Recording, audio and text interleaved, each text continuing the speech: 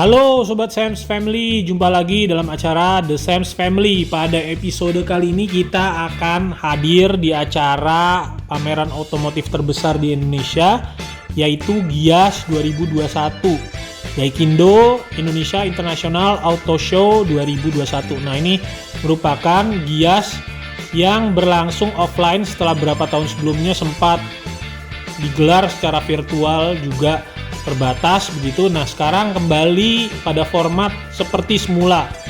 Terlihat antriannya cukup mengular begitu karena pameran kali ini dibagi beberapa seksi, ada seksi pagi, siang, dan juga sore. Nah, kita mengambil sesi sore, tapi sebelumnya kita juga harus membeli tiket di aplikasi secara online, yaitu aplikasi GIIAS 360.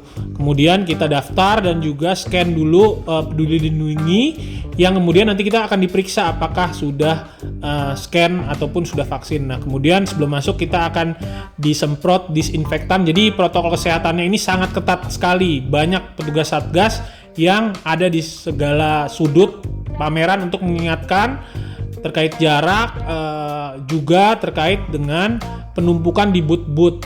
Nah, di pintu masuk, kita masuk dari pintu masuk yang paling dekat dengan jalan raya utama BSD City. Kita langsung disaji oleh pameran dari dua booth pabrikan terbesar, yaitu Toyota dan Honda. Toyota di sini menampilkan produk-produk yang utamanya produk city car yang family car yang saat ini sedang menjadi buruan dari masyarakat karena melakukan facelift yang sangat radikal ataupun sangat signifikan, yaitu Veloz dan Avanza. Jadi banyak sekali masyarakat yang melihat ataupun ingin mengetahui bagaimana sih Veloz dan Avanza baru. Tapi sebelumnya juga ada mobil-mobil listrik Toyota yang mungkin belum diperjualbelikan saat ini, tapi mungkin kedepannya akan menjadi salah satu yang dipasarkan di Indonesia. Kemudian kita lihat ada beberapa mobil yang tidak mengalami banyak perubahan dari tahun-tahun sebelumnya, seperti Rush, Fortuner, dan Race masih sama, tidak banyak perubahan, tapi harganya juga tetap mahal ya. Tapi tetap aja masih banyak penggemarnya, namanya juga Toyota begitu. Nah, ini ada mobil Toyota Supra yang mana menjadi mobil sportnya Toyota, 2 pintu, 8 kecepatan otomatis yang memiliki harga di rentang 2 miliaran. Ini mobil sportnya Toyota yang sangat eksklusif begitu. Nah, dari situ kita melihat mobil Toyota Prius ya nih ya. Toyota yang mobil elektriknya Toyota yang sudah menjadi salah satu mobil operasi dari Bluebird. Nah, ini contohnya mobil elektrik yang sudah menjadi moda transportasi yang warawiri di sekitaran Jakarta. Nah, ini dia nih Veloz yang menjadi primadona dalam GIIAS kali ini, banyak sekali. Jadi saya harus antri sebelum masuk. Terlihat di sini bagaimana perubahan yang sangat signifikan baik di eksterior maupun di interiornya. Di interiornya dashboardnya lebih eksklusif, dan juga di eksteriornya terlihat grillnya yang sangat tegas dan kekinian, trendy begitu. Dan di samping sisi-sisinya ada list berwarna silver, yang list ini nyambung dari bagian lampu hingga melingkar ke belakang gitu, di seluruh part bodinya dilingkari. Mesinnya 1500 masih. Nah, ini sedangkan ini adalah Avanza yang juga faceliftnya sangat berubah drastis, baik di bagian eksterior maupun interior. Jadi jauh lebih eksklusif, jauh lebih memikat begitu dari sisi estetiknya. Ini harganya Veloz itu antara 270 sampai 300 kalau tidak salah. Nah, kalau Avanza itu paling murahnya 240. Jadi sangat harga yang sangat kompetitif di pasar family car ya. Ini dia Avanza nih, cantik bener modelnya. Kemudian saya juga melihat beberapa produk seperti Camry Hybrid yang harganya juga ini merupakan harga mobil mahal ya, karena ini kalau di Indonesia ini mobil dinas menteri nih, Camry ini nih, menggantikan posisi dari Volvo. Kalau zaman Orde Baru dulu Volvo, nah sekarang ini eranya mobil menteri itu mobil Camry. Terlihat memang sangat nyaman ya, sesuai dengan harganya lah yang ada di kisaran 1 miliaran begitu. Kemudian dari Toyota kita nyebrang sedikit ke depan ke Honda. Nah, kalau Toyota tadi itu ada Veloz dan Avanza sebagai primadonanya, kalau di Honda itu BR-V karena sama dengan Veloz kelasnya, juga keduanya ada rival begitu. Harganya juga mirip-mirip. Terlihat juga perubahan facelift-nya sangat radikal begitu. Sangat signifikan perubahannya, dengan list depan, eksterior, interiornya berubah, yang juga hiasi oleh ornamen grill. Nah, sebenarnya kalau bagian interiornya sih khas Honda banget ya, nggak terlalu banyak berubah begitu.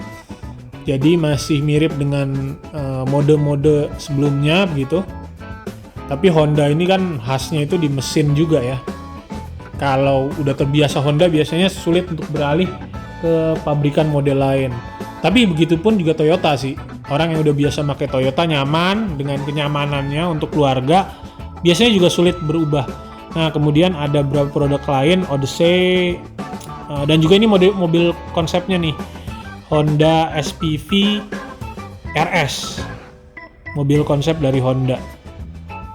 Sebenarnya pengen lihat sih apa keunikannya begitu, tapi karena ini nggak dipamerkan, hanya nggak bisa dilihat begitu, hanya ada di panggung, jadi kita nggak bisa menyaksikan secara lebih detail. Tapi sekilas sih ini mobil yang cukup futuristik, mungkin akan segera meluncur tidak lama lagi karena tidak terlalu berbeda dengan mobil-mobil Honda, bentuknya mungkin mirip-mirip CR-V tapi lebih kecil. Nah, ini Honda City yang menjadi pengganti dari Jazz gitu ya. Nah, ini harganya juga lumayan ramah di kantong ya, termasuk mobil yang cukup ramah di kantong. Dari Honda kita kemudian melihat sekilas ada Nissan, tapi saya nggak masuk, cuma lihat dari luar aja. Nah, saya masuknya ke Wuling karena ada apa? Ada mobil listrik yang katanya bakal jadi mobil listrik termurah yang bakal masuk ke Indonesia, yaitu Wuling Jaibo ya. Nah, ini dia nih, Wuling SEV Electric Vehicle. Ini sangat trendy, ukurannya sangat mungil, tapi uniknya bisa menampung 4 penumpang gitu ya. Ini sih kalau menurut saya bisa menjadi, kalau benar ya, karena di Cina ini harganya berkisar antara 60 sampai 100 juta, tapi di Indonesia kabarnya akan masuk dengan harga kisaran 100 sampai 140 atau 160 juta. Tapi kalau ini masuk, saya kira akan jadi game changer di industri otomotif karena ini mobil listrik, harganya sangat terjangkau dan juga cukup oke ya untuk ibu-ibu yang ingin mengantar anak sekolahnya ataupun belanja. Oke lah, daripada naik motor mending naik ini begitu. Dan juga bisa menampung 4 orang. LCGC sih feeling saya akan sangat terancam nih kalau ini masuk karena elektrik keunggulannya begitu. Jadi akan game changer kalau ini masuk. Feeling saya mobil-mobil lain akan sangat berlomba-lomba untuk memproduksi mobil listrik dengan harga yang serupa ataupun kelas yang serupa. Ini unik ya. Desainnya juga lucu menurut saya. Ya, sekilas-sekilas mirip kayak Fiat 500 ya. Versi murahnya, tapi ini Wuling versi murahnya, mungkin di desainnya trendy, simple, dan juga banyak fitur-fitur yang menarik begitu. Nah, kemudian juga ini kami beranjak ini ke Daihatsu karena ada Xenia yang juga sama kayak Avanza gitu, karena mereka ibaratnya saudara begitu. Dia juga melakukan facelift yang sama radikalnya. Tapi bedanya dengan Avanza ini, saya lebih suka malahan tampilan depannya, yang mana grillnya itu disela sama body. Jadi ada seperti 2 part grill, jadi lebih cantik kalau menurut saya tampilan eksteriornya. Kalau interiornya sih relatif sama. Mesinnya juga 1500 cc, 4 silinder. Kemudian saya melihat Rocky. Nah, kalau ini saya lebih dari seluruh mobil saya paling tertarik ini karena saya memang melihat ini mobil yang cukup compact untuk perkotaan dan juga harganya sangat relatif sangat ramah di kantong, di bawahnya sedikit dari Xenia. Jadi saya di antara seluruh mobil ini saya yang paling lama sempat ngobrol-ngobrol sama salesnya untuk mengetahui promo-promo lebih lanjut. Nah, dari situ kemudian kita melihat sejumlah pabrikan lain, tapi kita nggak masuk dari luar aja, tapi rata-rata di sini menampilkan produk mobil listrik. Jadi mobil listrik ini lagi in banget, lagi mulai menuju pasar Indonesia secara masif. Terlihat dari seluruh pabrikan memamerkan produk mobil listriknya. Nah, ini mobil konsep dari Lexus yang juga menjadi daya tarik untuk foto-foto dari pengunjung Gias. Nah, di Gias sendiri ada berapa part? Jadi ada 3 part gedung ya di ASBSD yang disusun berdasarkan beberapa pabrikan dipisah-pisah begitu. Nah, di pertama tadi ada Honda, Toyota, Daihatsu.